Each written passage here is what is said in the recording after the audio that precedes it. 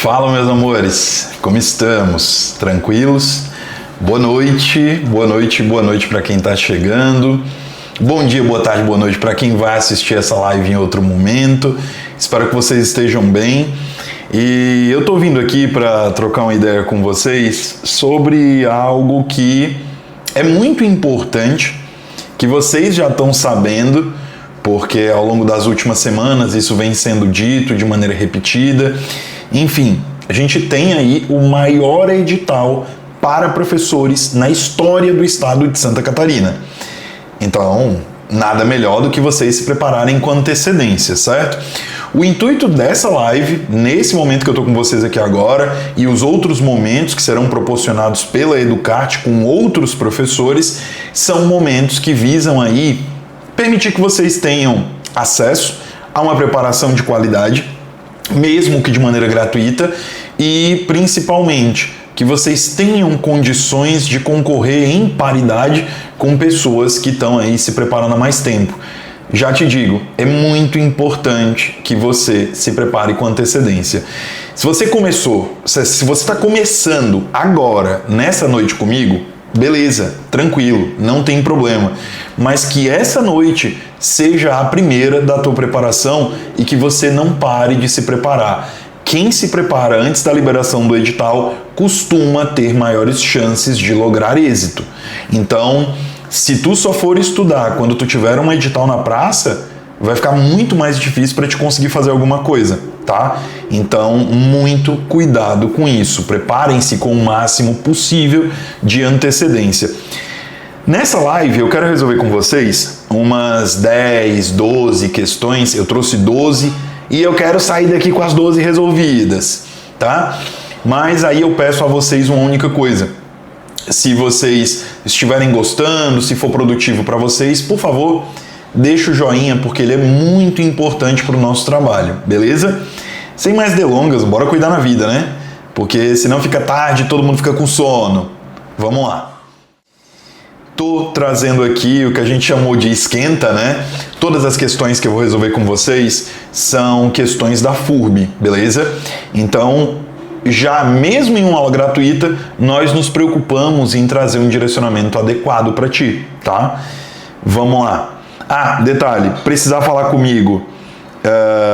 Essa aqui é a minha rede social, meu Instagram, @jobsoncast.prof. E se você ainda não segue o Instagram da Educarte, siga para que você não venha a perder os futuros eventos que a gente vier fazer aí durante esse período noturno, porque a ideia é que vocês tenham várias lives de diversos professores em momentos diferentes, tá? E vamos nós. Primeira questão. Observe as afirmativas a seguir. Primeira afirmativa. A avaliação no ambiente educacional envolve 3 dimensões: avaliação da aprendizagem, avaliação institucional, interna e externa, e ainda a avaliação das redes de educação básica, tá?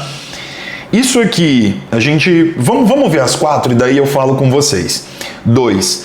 Tanto na educação infantil quanto no ensino fundamental e no ensino médio, a avaliação deve ser realizada com fins de promoção do estudante, focando apenas na dimensão coletiva da turma ou grupamento de alunos.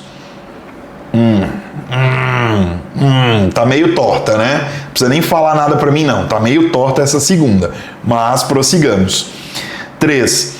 A avaliação institucional interna deve estar prevista no PPP da unidade e envolve ações anuais no sentido de delinear e avaliar um conjunto de objetivos e metas a serem concretizados, tendo como base a missão da escola e a qualidade social da aprendizagem. Isso aqui parece algo muito coerente, né? Parece ser algo bastante coerente. Mas vamos ver aqui o último item. Segundo a legislação educacional brasileira, a avaliação das redes de educação básica ocorre periodicamente e é orientada e realizada pela própria escola a partir de parâmetros por ela definidos e provas elaboradas internamente pelos professores, segundo o calendário elaborado pelas próprias redes. Então, não existe calendário de estado, não existe calendário de município, não existe os calendários das avaliações avaliações externas advindas do governo federal, tudo isso a gente pode ignorar, né? O objetivo é a premiação dos estudantes e professores, o que é fundamental para incentivá-los a aprender e ensinar. É correto o que se afirma em... Vamos analisar aqui. Nós já sabemos que a avaliação na educação infantil, ela não tem caráter promotivo ou caráter de promoção, beleza? A avaliação na educação infantil... Perdão, gente, engasguei sozinho. A avaliação na educação infantil, ela não vai ter esse papel de promoção, ela não tem essa finalidade, ela não tem este propósito, beleza? Então é muito importante entender, tá? Primeiro porque quando eu falo de avaliação na educação infantil, eu estou falando de registros. Esses registros, eles partem de premissas como acompanhamento, certo? Não existe, é por isso, inclusive, que o professor, a professora da educação infantil tem uma série de relatórios que precisam ser preenchidos na educação infantil, beleza? E ponto importante, esses relatórios, eles servem para registrar o processo de aprendizagem, o processo de desenvolvimento do conhecimento ali por parte da criança. Naturalmente, esses relatórios vão abranger outros fatores, mas em nenhum momento eles vão ter um caráter ligado à promoção. Beleza? É de extrema importância entender isso. É tanto que, pessoal, a gente precisa lembrar que quando a gente fala de avaliação na educação infantil, a própria Jussara Hoffmann, ela vai levantar que a avaliação na educação infantil, ela precisa ser uma avaliação mediadora. A concepção de avaliação na educação infantil, ela precisa ser um processo de avaliação mediador, tendo em vista que a criança, ela passa ali por etapas de aprendizagem, naturalmente, e esses registros, essa avaliação mediadora, ela vai, na verdade, gerar insumos para que o professor, o profissional, consiga ter clareza nos objetivos que ele tem para com aquela criança e com aquele determinado grupo, e também que ele consiga fazer escolhas pedagógicas, sejam essas escolhas ligadas a recursos ou a metodologias, mas que essas escolhas sejam adequadas, beleza? Por isso que o item 1 é falso. O primeiro é verdadeiro, tá? Era para eu ter falado do primeiro, não falei. Mas o primeiro é verdadeiro, tá? A avaliação institucional interna deve estar prevista no PPP. Também eu preciso prestar atenção, porque a avaliação institucional, ela precisa sim estar prevista dentro do PPP, beleza? E aí um ponto importante, pessoal, falei de PPP, eu vou ter, querendo ou não, que aprender ou que compreender ou abordar objetivos e metas, tá? Até porque não existe avaliação sem propósito. Não existe projeto político-pedagógico aí de maneira mais intensa, porque o projeto político-pedagógico, ele precisa refletir a comunidade escolar, tanto nos anseios quanto nas dificuldades que aquela comunidade tem. Portanto, para eu ter uma avaliação institucional interna, eu preciso prevê-la no PPP, entendeu? E se não houver essa previsão, vai haver uma incongruência ali em diversos fatores no que inclui a escola. Tudo bem? Professor, não estou entendendo o que o senhor quer dizer com diversos fatores que incluem a escola. A gestão escolar não vai ter insumos adequados para conseguir gerir os processos. Os professores podem, eventualmente, se essas avaliações internas não forem ligadas com o projeto político-pedagógico, pode haver uma prática pedagógica dentro do processo avaliativo que destoe da realidade prevista dentro do projeto político-pedagógico da instituição. Tá? Então, por isso que é importante ter esse cuidado. E a quarta, acho que eu não precisaria nem explicar, bastante absurda, né? A avaliação das redes de educação básica ocorre periodicamente, orientada e realizada pela própria escola. As secretarias municipais de educação vão para o beleléu, as secretarias estaduais de educação vão para o beleléu, porque a escola ela tem poder de autarquia, né? O que está sendo colocado nesse item aqui, se eu for estudar direito administrativo, é como se eu estivesse dizendo que a escola tem poder de autarquia, ela se autorregula sem a necessidade de intervenção de outros elementos, de outros agentes administrativos, e o que não é uma verdade, né? A legislação brasileira, ela prevê, pelo contrário, que a avaliação das redes vai ser organizada pelos próprios sistemas, tudo bem? É preciso ter muito cuidado. Os parâmetros não são definidos pela escola. Nós temos parâmetros que são definidos pelo MEC e nós temos parâmetros que são definidos pela Secretaria Estadual de Educação. E ainda temos os parâmetros municipais, tá? Lógico que esses parâmetros, eles aparecem de maneira progressiva, tá? Vindo aí do federal para o municipal, naturalmente, mas eles sempre são convergentes, a escola precisa respeitá-los, tá? Espero que isso tenha ficado claro. Portanto, primeira questão aqui, nós marcaríamos o item A de aprovação. Todos os outros itens estariam incorretos, beleza? Seriam aí incoerências, eu não poderia dizer o contrário, tá? 2. Vamos lá para a segunda questão. Segunda questão bastante simples e ao mesmo tempo perigosa, tá? Leia as afirmativas a seguir a respeito das questões que contemporaneamente norteiam a educação brasileira e assinale, tá? Assinale a alternativa correta. O projeto político-pedagógico da escola, item A. O projeto político-pedagógico da escola deve ser elaborado somente pelas instâncias de gestão, já que a comunidade tem dificuldade de compreender as nuances administrativas e pedagógicas.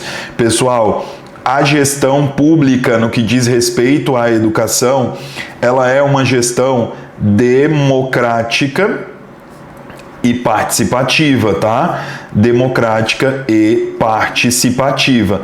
Todos os elementos constituintes da comunidade escolar participam do processo de elaboração do projeto político-pedagógico.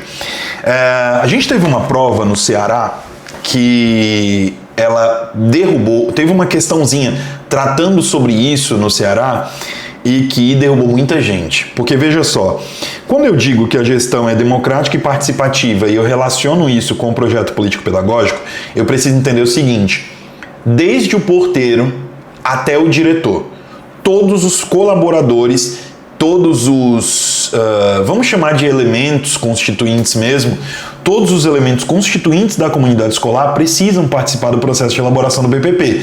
E isso inclui, ouso dizer, de acordo com a legislação, inclusive os profissionais terceirizados que prestam serviço àquela determinada comunidade escolar, tá? É tanto que associações de pais e mestres, agremiações estudantis, conselhos de professores, todos esses órgãos constituintes da comunidade escolar precisam participar do processo de construção do PPP, tá? Se for feito apenas pela gestão, há um erro e principalmente há um desrespeito ao que está previsto na legislação nacional, tá?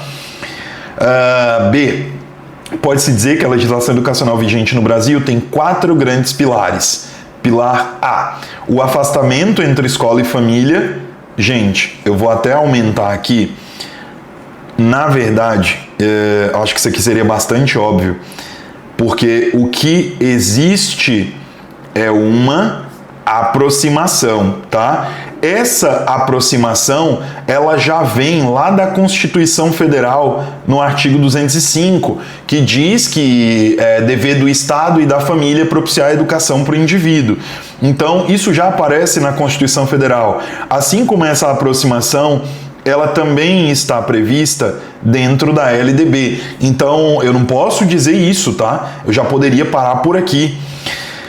Mas, continuemos. Item B.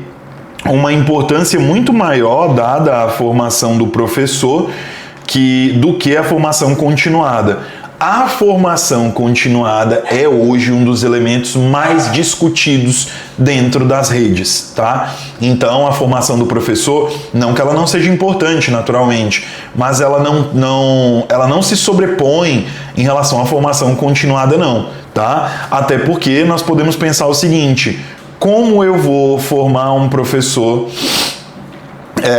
e depois deixá-lo, vamos dizer assim, ao léu, sem nenhum tipo de atualização, sem nenhum tipo de preparação que possa atualizá-lo, tá? Então, item B, muitíssimo incorreto. Item C, a percepção, isso dentro do mesmo item, tá? Dentro do item B da segunda questão, olha só. C, a percepção do estudante como ser que chega à escola sem conhecimentos. Isso aqui, pessoal, é muito uma percepção tradicionalista de educação, né? Percepção essa que perdurou aí durante, vamos botar aí, 445, 450 anos na história brasileira, tá? A separação radical entre cultura e educação escolar. A gente já sabe que essa separação, na verdade, ela não existe, pelo contrário, a legislação ela prevê um espaço de convergência entre elementos culturais e educação escolar, porque, naturalmente, vou dar-lhes um exemplo. Dentro da própria construção do projeto político-pedagógico da escola, a questão cultural ela é levantada porque aquela determinada comunidade escolar ela está inserida em um contexto cultural, em um contexto político, em um contexto que é exclusivo daquela comunidade e não de outra. Tudo bem? Então, item B errado por todos estes motivos que eu mostrei aqui para vocês, tá? Item C.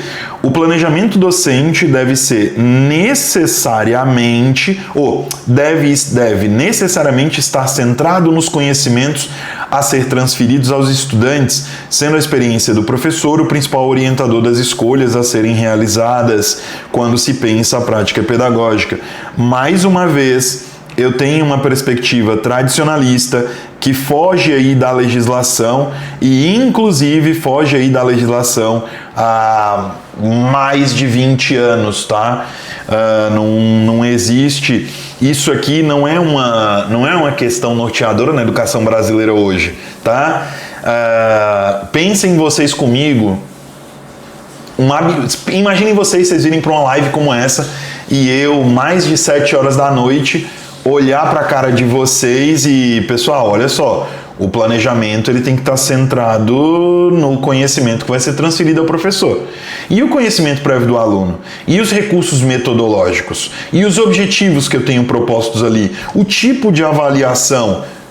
O objeto do conhecimento, ele é um dos elementos que está ligado ao planejamento docente, mas ele não pode ser o elemento central, tá? Então, por isso que o item C de cachorro caramelo está errado. Item D. A avaliação do processo de ensino-aprendizagem precisa ser compreendida dentro de uma lógica formativa e processual. Aqui eu já faço a observação que acredito que para vocês bastante tranquila, tá? Lógica formativa e processual. Essa lógica formativa e processual, ela vai ser uma lógica contínua, tá? Ela precisa ser uma lógica contínua, de forma que possa balizar o olhar do professor sobre como os estudantes vêm construindo conhecimentos e colaborar para basear seu planejamento didático-pedagógico, escolhas, práticas, atividades, vivências e experiências em sala de aula e nos diferentes territórios da educação escolar. É isso, tá? Perfeito. Esse aqui é o item correto. A FURB, pessoal, ela não é uma banca de... Tem seus problemas, tá? Tem seus problemas, como todas as bancas. Eu dou aula para vários lugares do Brasil e sempre a mesma coisa. Toda banca tem seu problema. Mas, no geral, a FURB não é uma banca problemática, tá? No geral, ela não é uma banca problemática no que diz respeito a elaboração de questões, de maneira nenhuma, beleza? E aí, o que vocês precisam observar? Vocês precisam observar que os enunciados, eles vão trazer itens absurdos itens um pouco absurdos e itens que ali podem te deixar em dúvida. Talvez o que deixasse as pessoas em dúvida seria o item D e o item E, porque ainda existe muita confusão quando eu falo de interdisciplinaridade e quando eu falo de transdisciplinaridades. Beleza? Tranquilo? Então é muito importante ter esse cuidado, né, de entender a diferença entre transdisciplinar e multidisciplinar. Beleza? Mas vamos ver aqui como é que isso apareceu no item, tá? Interdisciplinaridade e transdisciplinaridade são expressões sinônimas. Isso aqui é como eu disse para vocês. A falha da maioria das pessoas é entender que isso aqui de fato é sinônimo, quando não é, tá? Quando eu digo de interdisciplinaridade, é importante destacar isso para vocês. Os conteúdos ou as disciplinas, elas atuam de forma complementar, beleza? A interdisciplinaridade, ela é uma atuação de forma complementar e integrativa.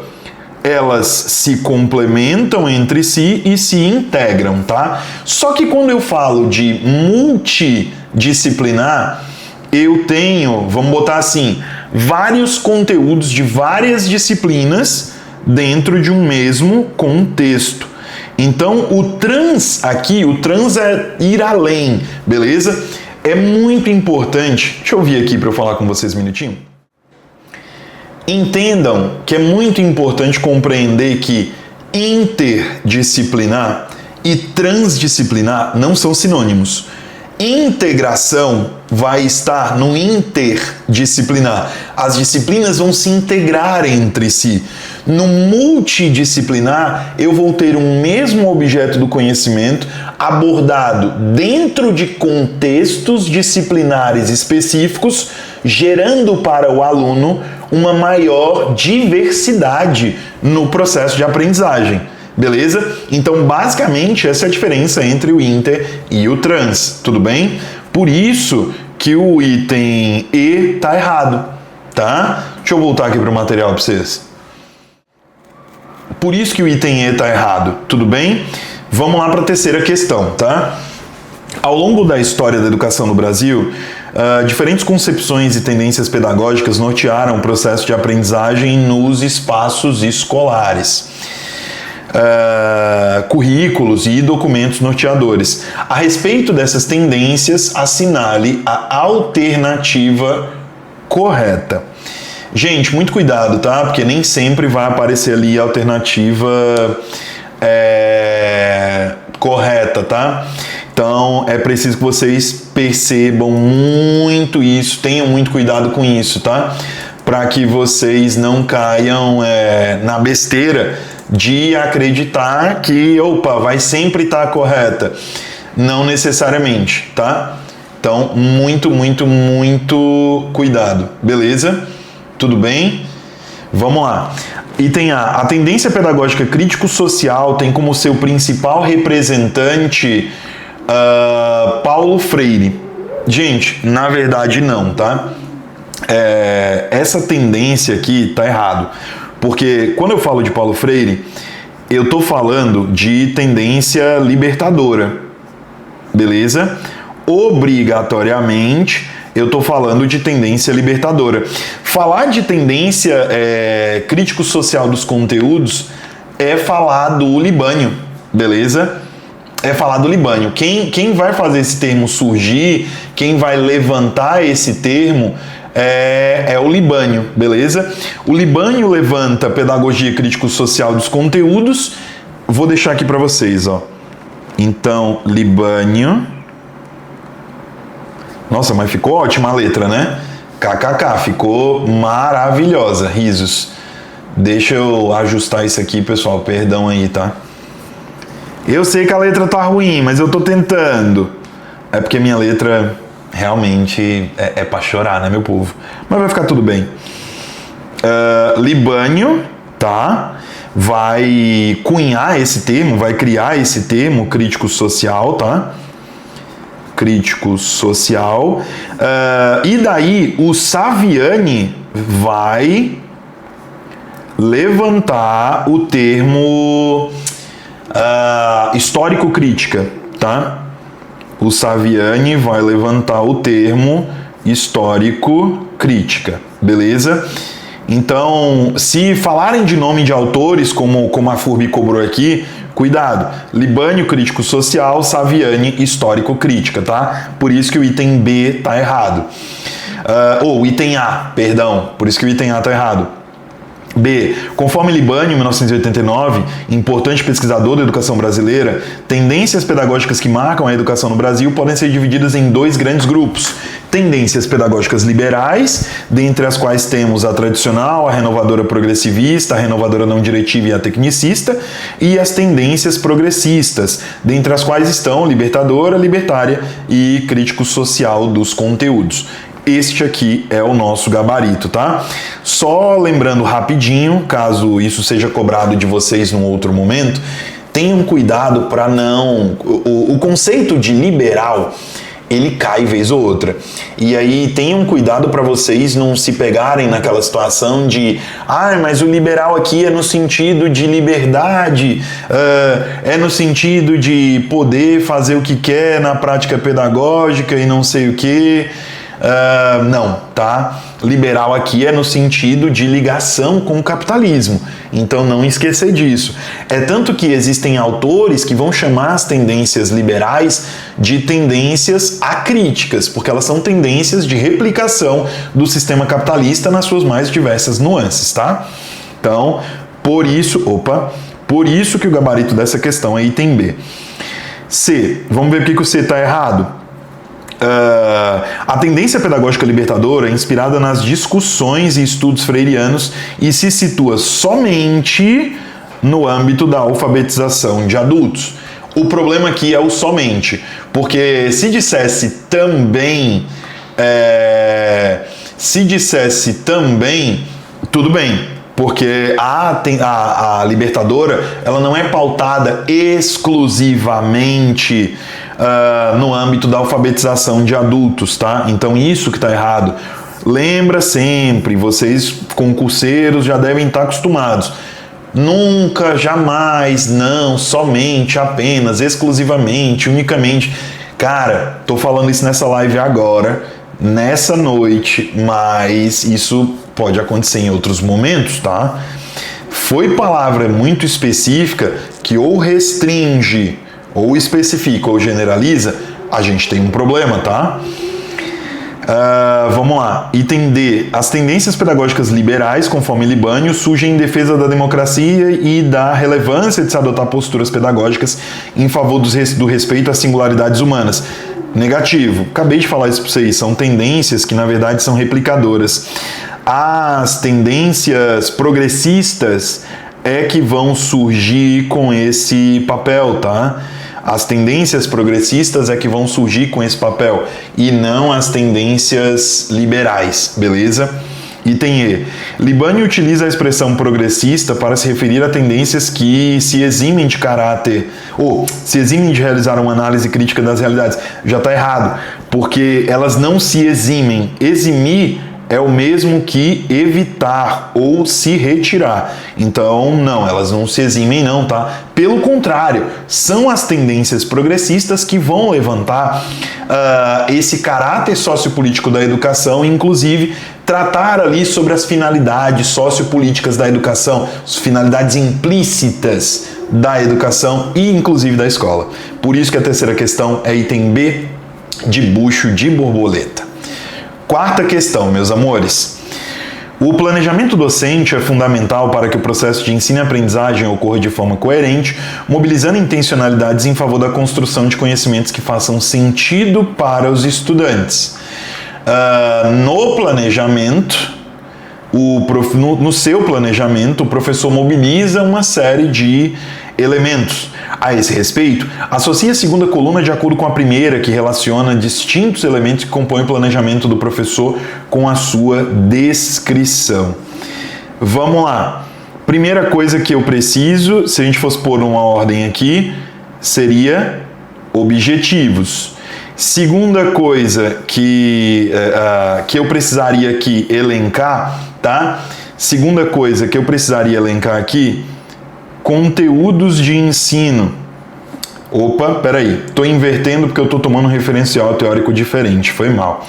Vocês vão perceber que há diferenças, em alguns autores há divergência, porque tem autores que vão colocar o conteúdo de ensino como primeiro elemento, vai ter autores que vão colocar o conteúdo de ensino como segundo elemento. Mas vamos pensar assim, ó, eu preciso saber o conteúdo, desse conteúdo, quais são os meus objetivos. Delimitados esses objetivos, eu preciso saber que metodologia eu vou utilizar para alcançá-los. Ciente da metodologia, quais recursos poderão ser utilizados como recursos pedagógicos para que essa metodologia seja de fato implementada, tá? E aí, implementados... é ótimo quando isso acontece. Implementados estes recursos, de que forma eu vou avaliar? E aí eu trago aqui a avaliação. Existem autores, e a FURB poderia cobrar isso, que colocam aqui, depois da avaliação, um último elemento, que eu vou colocar de outra cor, tá? Relação professor-aluno. Tem autores que levantam isso na literatura mais recente, tá? Tem autores que estão levantando aí a relação professor-aluno dentro dos elementos do planejamento. Eu não considero, eu não coloco, tá? Deixando isso claro para vocês. Eu não coloco aqui porque a FURB não pediu, mas eu estou mostrando porque se eventualmente aparecesse, você não desconsideraria o elemento, tá? Vamos lá. Materiais físicos ou digitais utilizados para mediação do processo de ensino e aprendizagem. Recursos. Metas traçadas no âmbito do processo. Se eu falei de metas traçadas no âmbito do processo, eu estou falando de objetivos, então aqui 3. No momento de reflexão sobre todo o processo de ensino e aprendizagem e que deve fazer parte do cotidiano de sala de aula, permitindo observações sobre o processo de construção de conhecimentos pelos estudantes e sobre a própria prática docente. Avaliação, então aqui eu marco 2, tudo bem? Então, 1, 3, 2. Saberes sistematizados numa dada área do conhecimento de forma inter ou transdisciplinar. Então, 5 e, portanto, aqui só me restou 4. Então, 1, 3, 2, 5, 4. Gabarito. Ô, gente, não foi o gabarito, eu não pus o gabarito no material, me perdoa. Ó céus, ó vida. Ordem correta seria 1, 3, 2, 5 e 4. Essa questão, se não me falha a memória, era o item... Essa ordem que estava na questão era o item A, tá? Então, se vocês verem essa questão por aí, vocês podem marcar aí nela o item A, beleza? Quinta questão, vamos lá. No novo cenário mundial, reconhecer-se em seu contexto histórico e cultural, comunicar-se, ser criativo, analítico crítico, participativo, aberto ao novo mundo, colaborativo, resiliente, produtivo e responsável, requer muito mais do que acúmulo de informações. Requer o desenvolvimento de competências para aprender a aprender, saber lidar com a informação cada vez mais disponível, atuar com discernimento e responsabilidade nos contextos das culturas digitais, aplicar conhecimentos para resolver problemas, ter autonomia para tomar decisões, ser proativo para identificar os dados de uma situação e buscar soluções, conviver e aprender com as diferenças e diversidades. Nesse contexto, a BNCC, que eu li aqui de maneira resumida, foi a BNCC. Nesse contexto, a BNCC afirma de maneira explícita o seu compromisso com a... Gente, isso aqui, questão mais fácil que andar para frente. a gente está falando de uma educação integral, né? Quando se falou aqui na questão de aprender a aprender, quando se falou na questão de desenvolvimento de competências, falou-se, mesmo que de forma indireta, falou-se aqui sobre educação integral, tá? Jobson, mas por que nesse contexto se falou sobre educação integral? Porque a educação integral, quando a BNCC surge, pessoal, ela surge ali para estabelecer um papel que os PCNs não conseguiam estabelecer, porque não era esse o propósito deles. O papel dos PCNs era um, o papel da BNCC é outro. A BNCC ela vem para conseguir parametrizar, para conseguir trazer elementos comuns nos mais variados currículos, naturalmente ainda tomando por base ali e respeitando os parâmetros que, como eu disse e repito, tem propósitos administrativos e pedagógicos diferentes, tá? Mas a BNCC ela surge nesse contexto para garantir que de fato haja uma educação integral do indivíduo. É por isso, inclusive, que a gente tem o desenvolvimento ali.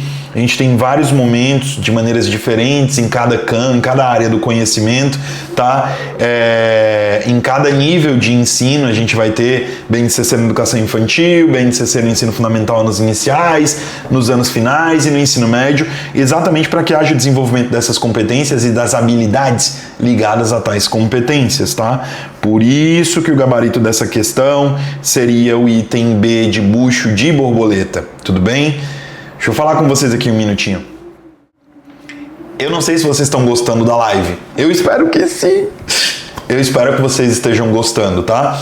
Mas eu queria só dizer pra vocês, pessoal, a gente tá fazendo aqui essa live e tal, mas não vi, e aí eu falo isso, não é porque eu tô dando, não é porque eu sou professor do Educarte não, tá? Mas eu não vi até o presente momento nenhum outro curso oferecendo um curso já direcionado com foco de banca. Eu não vi, tá? Se tiver, me corrijam, mas vocês não vão me corrigir não, porque não tem não. Eu não vi nenhum curso preparando para a sede SC, tá? Para a Secretaria de Educação do Estado de Santa Catarina. Eu não vi nenhum outro curso com foco em banca. E a gente tem um curso já disponível para vocês com foco total na banca. Todos os professores trabalhando do jeitinho que eu estou trabalhando aqui nessa transmissão. Eu diria que até melhor, porque eu sou uma pessoa que eu preciso trabalhar a minha autoestima, então eu sempre digo que meus colegas fazem o que eu faço, só que fazem muito melhor do que eu, kkk, mas não vem ao caso. Mas o que eu queria deixar claro para vocês é que vocês podem entrar em contato conosco, tanto pelo Instagram quanto aqui pelo próprio YouTube, pegar todas as informações. O valor do curso é extremamente acessível e, pessoal, não conheço uma equipe tão boa quanto a que a Educarte formou, tá? A gente tem professores especialistas, professores com muita experiência, e que podem sim te ajudar aí nesse processo de aprovação nesse concurso, porque, meu povo, passou esse, vai demorar para vir outro.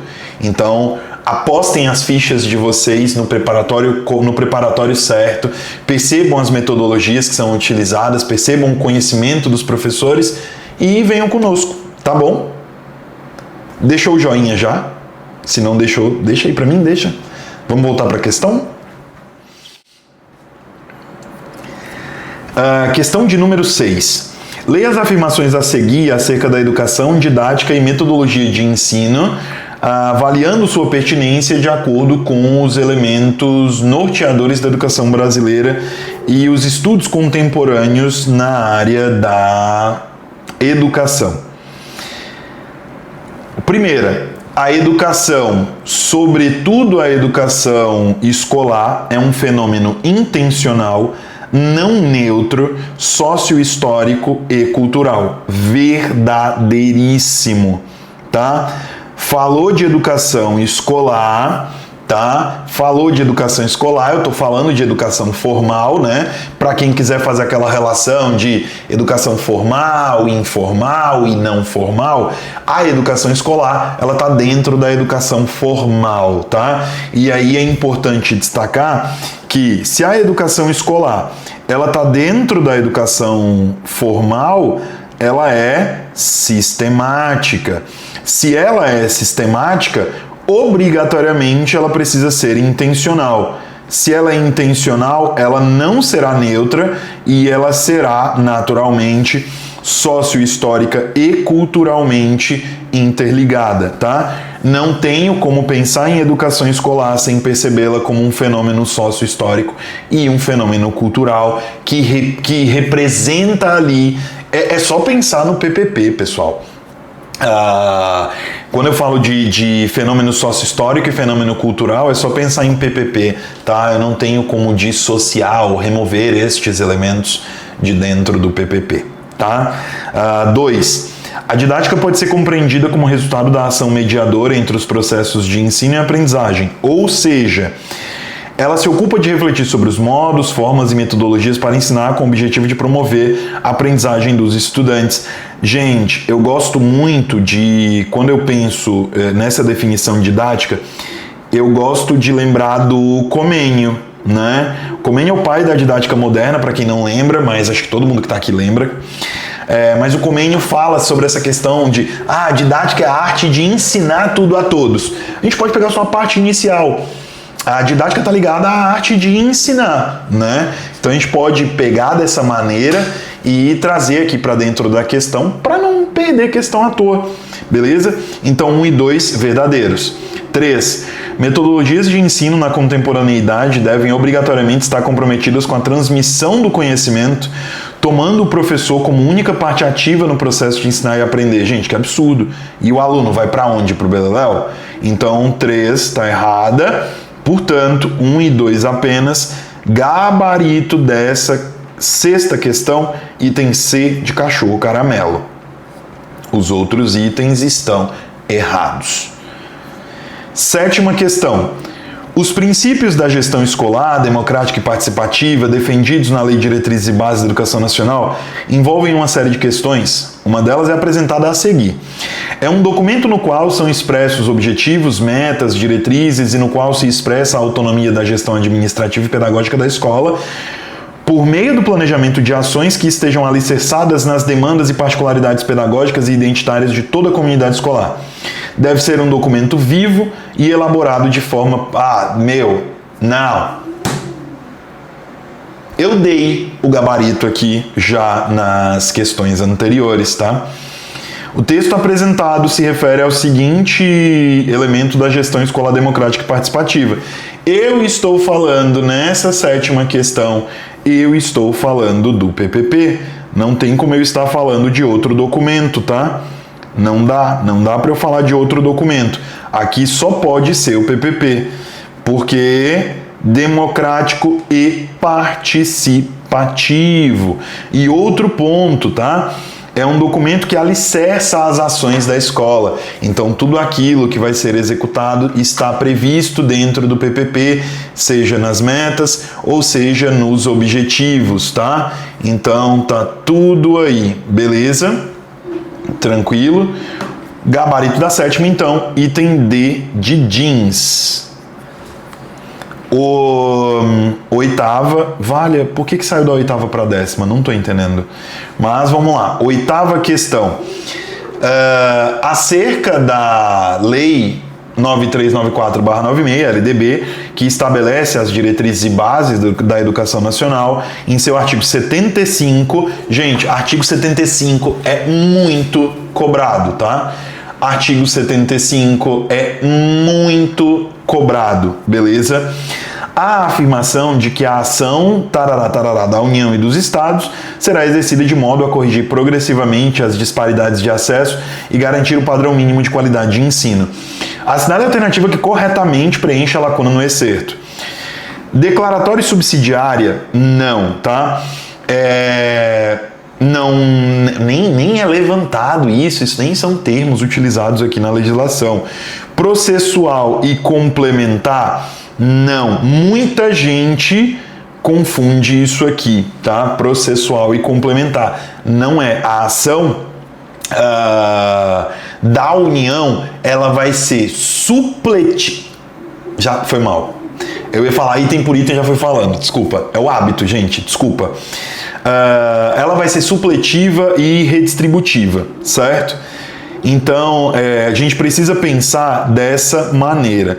Deixa eu marcar aqui os outros itens. Constitucional e governamental não poderia ser, beleza?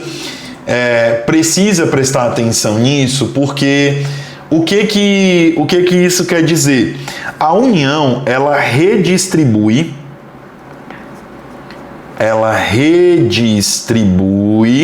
recursos, certo? Ela redistribui esses recursos entre estados e municípios, tá? E um ponto importante, mesmo que isso, e aí é importante deixar claro, a União ela faz isso, mesmo que isso afete, tá? O financiamento das instituições do próprio Sistema Federal da União. Do próprio Sistema Federal da União, olha a redundância. Sistema Federal de Ensino, tá? Então, é importante entender isso, beleza? Tudo bem? Então, tem que ter muito cuidado com isso, tá? Tudo bem? Eu espero que tenha conseguido deixar isso claro para vocês. Aí talvez fique aquela questão, né? Ah, Jobson, mas beleza, aqui você falou da redistributiva, mas e a supletiva, como que é? Redistributiva. Mas e a supletiva? A supletiva é aquela situação em que, se o ente federado, o ente federativo, ele não está conseguindo exercer determinada ação, vamos pensar assim, ó, imagina era para ser um círculo, mas deixa eu fazer direitinho. Pronto, imagina um círculo. Aí dentro desse círculo, eu tenho Fica aqui, cara. Não, cara. Pronto. Dentro desse círculo, eu tenho outros... Não era para ficar com marca-texto, não, mas... Dentro desse círculo, eu tenho outros, beleza? Gente, eu não estou conseguindo fazer um círculo, que vergonha. Socorro, Deus! Pronto, ficou bonitinho, tá? E aí tu imagina o seguinte, esse aqui representa a União, esse aqui representa os estados e esse aqui representa os municípios, tá? E aí tu pensa comigo, se o município ele não consegue executar determinada política ou determinada ação constitucional prevista para ele, quem que vai assumir? O ente federativo da esfera maior. No caso aqui, Estado assume? Pode assumir, mas a União ela tem por obrigação constitucional de assumir, beleza? Tudo bem? Se determinada atividade federativa não está sendo cumprida por um ente menor, o maior assume. Isso é ação supletiva. Beleza? Tudo bem? E por isso que o gabarito dessa questão é o item A de aprovação. Era para ser a 9ª, mas foi a 10ª, tá? Vamos lá. Ao longo da história da educação, esta foi marcada pela influência de diferentes teorias de aprendizagem e desenvolvimento. Analise as duas afirmações a seguir, e localize entre as afirmativas aquela que corretamente as nomeia. Gente, questão muito... ficou 2 vezes a mesma questão, perdão pessoal, desculpa. É muito fácil essa daqui, porque veja só. Também denominado comportamentalismo, relaciona a aprendizagem do ser humano ao ambiente em que se encontra, estando o homem à mercê do meio em que se constitui. Na educação, ancorou métodos de ensino baseados em estímulo-resposta e na previsibilidade do comportamento humano. essa teoria, ela foi a teoria que abraçou aí a tendência pedagógica tecnicista, tá? Então, Jobson, eu já poderia dizer que era behaviorismo, né? Eu poderia na cara falar de behaviorismo, não poderia? Por quê? Comportamentalismo. Daí o que tu pensa? Behave, em inglês, behavior é comportamento, tá? Behavior, em inglês, é comportamento. Então, behaviorismo é o mesmo que comportamentalismo. Portanto, não poderia ser o item D, não poderia ser o item B, não poderia ser o item A. Valha, só poderia... meu Deus! Vocês estão vendo, ó? É isso aqui que eu tento pelo Brasil inteiro falar para as pessoas e elas acham que é exagero meu. Se tu ler a questão com atenção, tu mata. Tu mata a questão, porque nem sempre tu vai precisar da questão inteira para conseguir resolver de maneira assertiva, entendeu? Nem sempre tu vai conseguir fazer isso. Por isso que eu digo, lê e já vai resolvendo, porque aqui tu já matava, não tinha nem o que fazer, mas vamos lá, ó. Teoria 2. Baseia-se sobretudo nos estudos de Piaget sobre desenvolvimento humano e vincula a aprendizagem ao acionamento de dois mecanismos, a assimilação e a equilibração ou acomodação, né? Que aí eu tenho...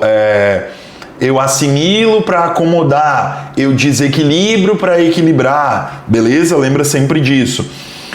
Eu estou falando de Piaget. Se eu estou falando de Piaget, eu estou falando de cognitivismo. Entendeu? Então, não tinha o que eu fazer aqui não. Tudo bem? Por isso o gabarito dessa questão, meus amores, item E de escola. E aí, ainda temos aqui duas? Isso, ainda temos aqui duas questões antes de eu ir embora. Mas eu queria lembrar a vocês que são 12 questõezinhas, mas que vocês precisam estudar, tá? Pessoal, não deixa de estudar. Se você até agora errou bastante coisa aqui da live, vai estudar, vai resolver outras questões. Não se prenda, eu vou dizer isso numa live, e a última vez que eu falei isso eu quase apanhei no chat, mas vamos lá, não se prenda a estudar somente teoria. Porque você estuda a teoria e se você não souber como ela é aplicada na questão, não adianta de nada, tá? Então, por isso que eu digo pra ti, estuda por resolução de questões, tá? Teoria é importante? Concordo. Teoria é muito importante. Mas mais importante do que isso é tu saber como a teoria vai ser cobrada ali dentro, tá? 11ª. Analise as afirmativas a seguir e assinale a correta em relação à gestão escolar e à educação básica. Os gestores escolares não devem se preocupar com a criação de condições para a participação de professores, famílias e estudantes. Gente, não devem se preocupar. Já está errado aqui, eu já podia parar, porque é preocupação, tá? É sim preocupação, beleza? B. Quando se pensa a formação continuada de gestores escolares e professores, não importa o reconhecimento das potencialidades do território e a contextualização dos processos de ensino-aprendizagem por meio do desenvolvimento de práticas pedagógicas conectadas à realidade local. Ao contrário, é preciso perceber que todos os estudantes e comunidades têm as mesmas demandas. Isso aqui é um absurdo. Eu vou pegar 2 exemplos de processos de regionalização que a gente tem no Brasil. O DCGO e o DCRC. Isso aqui eu tô falando de currículo, mas aí eu tô falando de currículo para contextualizar para vocês, tá? Diretrizes curriculares do estado de Goiás e documento curricular... Oh, meu Deus, esqueci a sigla. Meu Deus, esqueci o que é DCRC, acredita? E esqueci ao vivo... Documento curricular referencial do Ceará. Beleza. Tive que chegar aqui e pedir ajuda aos universitários. Eu tenho processos de regionalização porque a realidade, seja essa realidade para a prática pedagógica em si, chão de sala, seja essa realidade para o currículo, os processos de regionalização eles são muito importantes. Não existe eu pensar não existe eu pensar em currículo ou eu pensar em ensino se eu não atender às necessidades específicas, tá? Se eu não atender às necessidades específicas, eu vou ter problemas muito sérios. Então isso aqui tá errado. Acho que é dessa maneira de Santa Catarina, se não me falha a memória. Gente, é tanta sigla na minha cabeça que tem dias que eu bugo, tá? O CBTC também, tá? Eu não lembro se essa é a sigla exata, mas que eu me lembre, Santa Catarina é o CBTC. Então, eu preciso regionalizar. E formação continuada também precisa ser regionalizada, tá bom? Item C. Para a promoção da educação integral, os gestores devem realizar a escuta ativa dos estudantes, institucionalizando espaços de representatividade e participação horizontal, assembleias, grêmios, grupos de trabalho, conselhos de alunos, rodas de conversa coletivas, etc. E incluir e considerar estudantes na elaboração curricular e no desenvolvimento do PPP. Correto. Eu disse isso para vocês lá atrás. Ou seja, todos os outros itens estão incorretos. Olha o D, vamos olhar o D e perceber por que ele está incorreto. O foco principal do trabalho pedagógico deve ser a dimensão individual e a compreensão de que rotinas, registro, estudo, análise, planejamento e avaliação não são relevantes. Tá bom, senta lá, Cláudia. Então, errado aqui, não. Item E. A construção e a implementação de políticas públicas com foco na educação integral deve desconsiderar os processos estruturados. Gente, desconsiderar, né? Por favor. Então, 11ª questão, gabarito, item C de cachorro caramelo. E 12ª e última questão dessa aula, acerca da avaliação institucional, analise as assertivas a seguir. Vamos lá. Primeiro item, avaliar é um processo inerente e contínuo. Segundo item, avaliar significa dispor de evidências e norteadores para organizar e reorganizar ações. Verdadeiro, verdadeiro. Avaliar não contempla a tomada de decisão. Mentira, contempla. Se 1 e 2 são verdadeiros e 3 é falso, não pode ser E, não pode ser D e não pode ser nenhuma, porque se 1 e 2 são verdadeiros, acabou. Gente, isso aqui é um negócio que me dá agonia na FURB, porque na hora da prova as pessoas não olham para isso, quando na verdade elas deveriam olhar para isso, tá? Porque tu mata uma questão, já mostrei isso para vocês nessa live em outro momento, mas tu mata uma questão com toda a tranquilidade do mundo, tá? Beleza? Meus amores, lembrando, se você gostou dessa aula, deixa um joinha, deixa um like, tá certo? Por favor.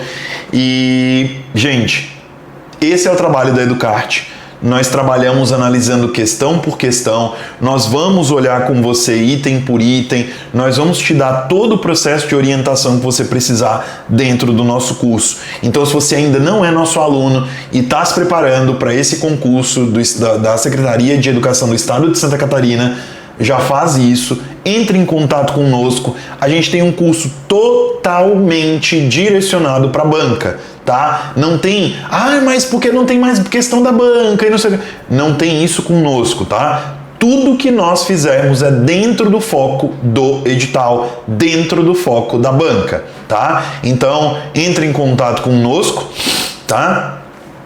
Por meio ou do Instagram ou do contato que está aqui nessa live, beleza? Muito obrigado pela atenção de vocês nessa noite, foi um prazer, muitíssimo obrigado, tá certo? Precisar falar comigo? Tá aqui minha rede social, meu Instagram, @jobsoncast.prof, vai ser um prazer falar com vocês. Tá bom, meus amores? Cheiro, fiquem com Deus.